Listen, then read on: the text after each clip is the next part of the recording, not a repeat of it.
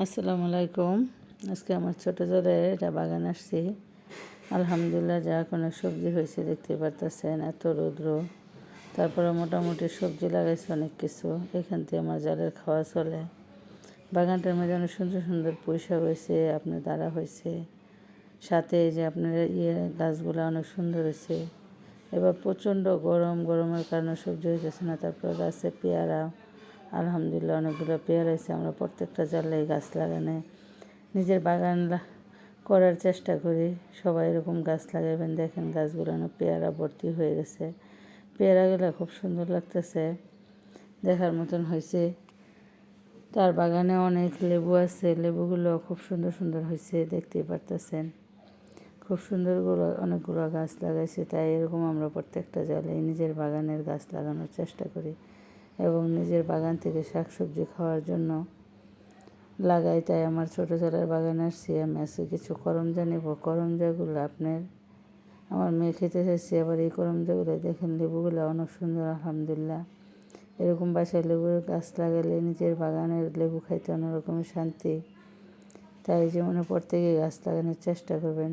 অনেক সময় খাবার বসছে, লেবু খাইতে হইতেছে, তার জন্য বাজার থেকে কিনে আনতে হয় না, নিজের বাগান থেকে একটা লেবু নিয়ে গেলেই হয়ে যায়।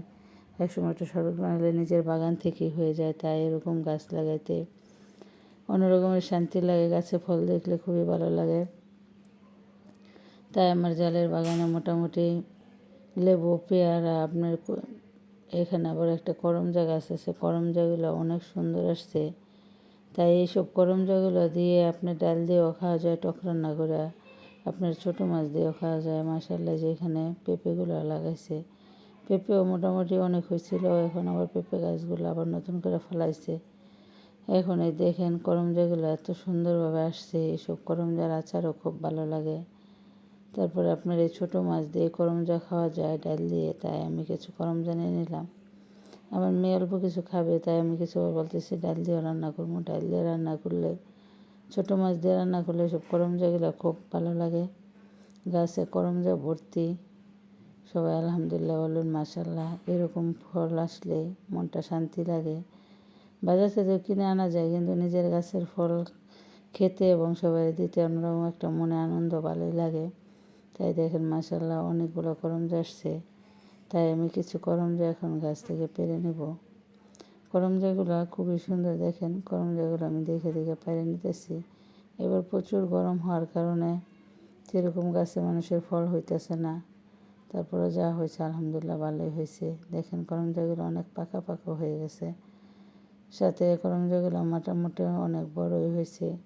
তাই এইসব করমজা দিয়ে অনেকেই রান্না করে খেতে খুব পছন্দ করে। আবার আমার মেয়ে বলতেছে লবণ দিয়ে মরিচ দিয়ে কিছু করমজা খামো। তাই দেখেন করমজাগুলো এত সুন্দর, খুবই ভালো লাগতেছে। করমজাগুলো দুই ধরনের, এক ধরনের পাইকে গেছে, কালো কালো লাল লাল হয়ে গেছে। আর এই করমজাগুলো দেখতেও কত সুন্দর লাগতেছে। গাছটা ভর্তি করমজা আসছে।